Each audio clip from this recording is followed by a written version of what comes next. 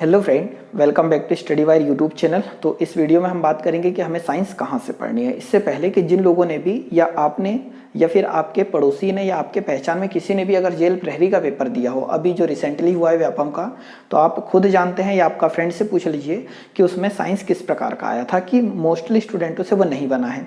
तो मैं ये बता दूं आपको कि ये सब आता कहाँ से है, आपको पढ़ना क्या है, कहाँ से आपको प्रैक्टिस करनी है, न्यूमेरिकल की प्रैक्टिस कहाँ से करनी है और क्वेश्चनों की प्रैक्टिस कहाँ से करनी है और थ्योरी कहाँ से पढ़नी है। ठीक है, तो इससे आप अंत तक देखिए।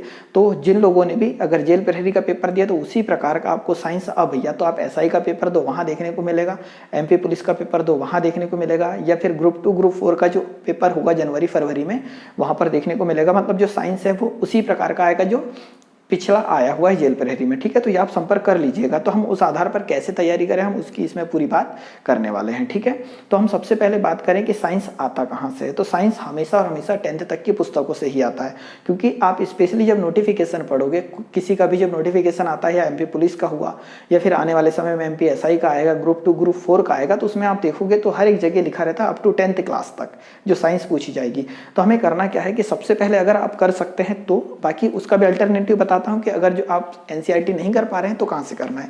तो आप देखोगे, देखिए ये है एनसीईआरटी 7th क्लास की, वैसे 8th की भी होती है, 9th की भी होती है और 10th की भी होती है।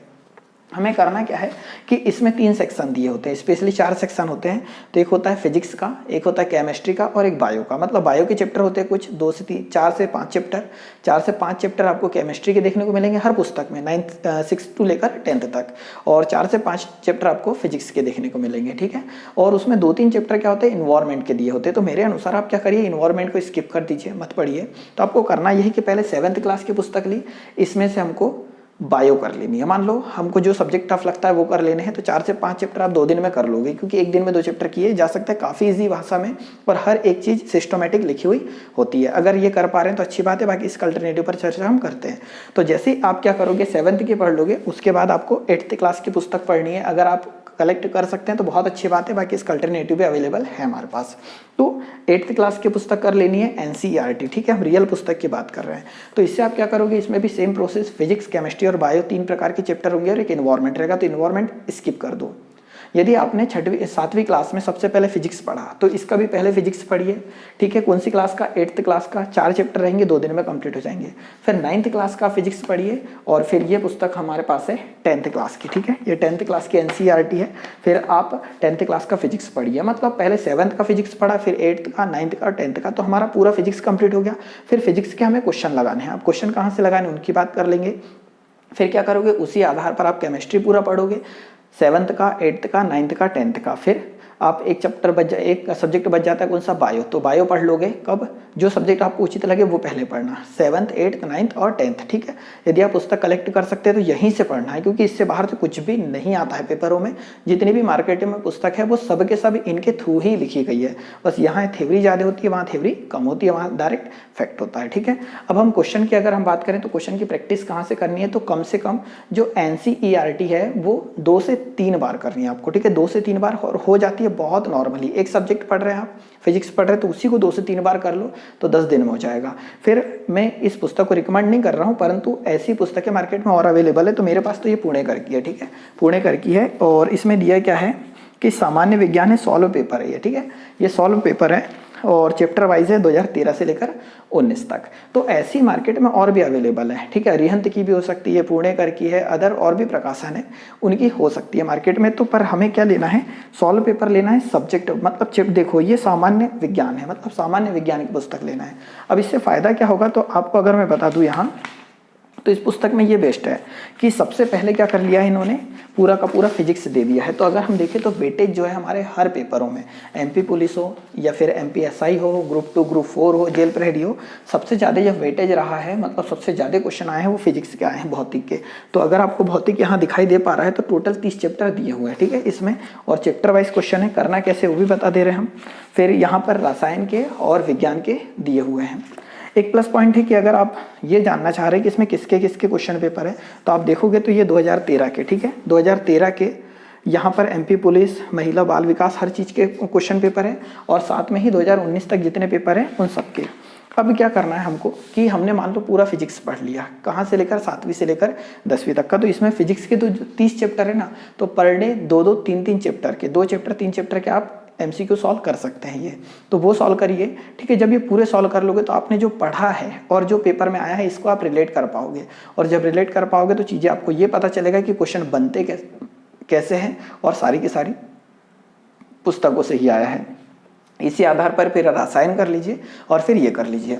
परंतु एक बदलता पैटर्न आपने देखा होगा कि जेल प्रहरी में क्या हुआ कि अधिकतर न्यूमेरिकल पूछ लिए, मतलब हर एक पेपर में 5 से 7 न्यूमेरिकल तक आए हैं। ठीक है, 20 क्वेश्चनों में। तो इस प्रकार तो MP SI में भी आ सकते हैं, MP पुलिस में भी, या ग्रुप 2 ग्रुप 4 में भी न्यूमेरिकल आ सकते हैं। तो न्यूमेरिकल के लिए आपको करना क्या है, न्यूमेरिकल 2 ही जगह मिलते हैं, या तो आपको 9th क्लास में मिलेंगे या 10th क्लास में। तो 9th क्लास की ये फिजिक्स है, ठीक है, 9th क्लास की पुस्तक है। इसमें से फिजिक्स के न्यूमेरिकल आप 2 से 3 बार कर लो, अगर कर सकते हैं तो, नहीं तो इसका भी अल्टरनेटिव अवेलेबल है। तो इसी प्रकार 10वीं क्लास में भी होंगे क्या, न्यूमेरिकल फिजिक्स के। तो 9वीं और 10वीं की पुस्तक के अगर आप न्यूमेरिकल कर लेते हैं तो काफ़ी बेस्ट है, पर उसके लिए आपको पूरी थ्योरी पढ़नी पड़ेगी। अगर आप थ्योरी नहीं पढ़ोगे तो आपको चीज़ें समझ में नहीं आएगी। और अगर आप इतना भी नहीं कर सकते हैं और आपको ऐसा लगता है कि कोई पुस्तक लेनी है हमें, तो देखो ये एक पुस्तक है, ठीक है, ऐसी पुस्तक रुक्मणी की भी आती है। ठीक है, जैसे यहाँ पर एक आंसर है, सभी आप परिचित हैं इनसे। तो इनके न्यूमेरिकल की पुस्तक, इसमें 2300 प्लस टोटल क्या है, ऑब्जेक्टिव क्वेश्चन है, जो कि न्यूमेरिकल है फिजिक्स के। तो हमें इसके सारे नहीं करने हैं। अगर आप देखोगे इसमें, तो यदि आप इस पुस्तक से करते हैं तो इसमें पीछे साइड में जो क्वेश्चन पेपर में आ चुके हैं ना, वो अलग से 600 क्वेश्चन दिए। तो आपको उस 600 क्वेश्चन को करना, पूरे नहीं करना है। मतलब ये 2300 क्वेश्चन में से कुल 600 क्वेश्चन करना है। और अगर आप ये नहीं करते तो 9th और 10th के कर लीजिए, बस इसकी जरूरत भी नहीं पड़ेगी। और ऐसी पुस्तक एक रुक्मणी की भी आती है, आप वो भी कर सकते हैं। मतलब न्यूमेरिकल की तैयारी कर रहे हैं तो आप इसके 600 क्वेश्चन पढ़ लीजिए, या अगर ये नहीं पढ़ सकते तो 9th और 10th के कर लीजिए, सिर्फ न्यूमेरिकल। तो न्यूमेरिकल अगर कोई भी पेपर में आता है तो सारा आपसे बनेगा। तो हमने यहाँ थ्योरी की बात कर ली। थ्योरी आपको NCERT से कंप्लीट करनी है।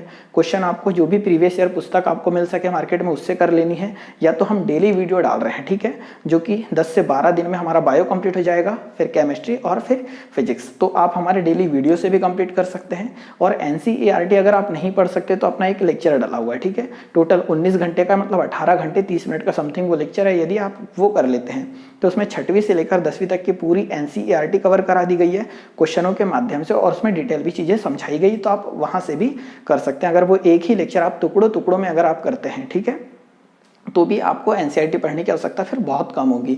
और यदि आपको ऐसा लगता है कि आप न्यूमेरिकल नहीं कर पा रहे तो आप कमेंट कर दीजिएगा। मैं न्यूमेरिकल के लिए 1 से 2 वीडियो में पूरे न्यूमेरिकल करा दूंगा, ठीक है। हो सकता है वीडियो 5 घंटे का हो, 8 घंटे का हो, पर बिल्कुल करा दूंगा, ठीक है। तो मैंने सारी चीज़ें बात कर ली। अगर आपको फिर भी कोई शंका है, ठीक है, आपके माइंड में कुछ ऐसी चीज़ें चल रही हो या कोई प्रश्न उत्पन्न हो रहा, तो आप बिल्कुल कमेंट बॉक्स में कमेंट कर सकते हैं। जो भी उसका सॉल्यूशन होगा मैं बिल्कुल कमेंट बॉक्स में रिप्लाई करूंगा। और यदि वहाँ पॉसिबल नहीं हो पाता है तो आने वाले वीडियो में वो चीज़ें आपको बता दी जाएगी, ठीक है। तो ये वीडियो अगर आपको अच्छा लगा हो, हेल्पफुल लगा हो, तो आप ज़्यादा से ज़्यादा लोगों तक शेयर करिए, ठीक है। हमारे बहुत सारे साइंस के लेक्चर डल चुके हैं, वो भी आप देखेंगे तो वहाँ से बहुत सारी चीज़ें कवर होगी, ठीक है। तो जितने ज़्यादा लोगों तक आप जोड़ोगे उतना ज़्यादा बेटर होगा और उतना ज़्यादा बेस्ट कंटेंट हमारे द्वारा आपको प्रोवाइड किया जाएगा, ठीक है। तो इस वीडियो में इतना ही, ठीक है। और जय हिंद, जय भारत।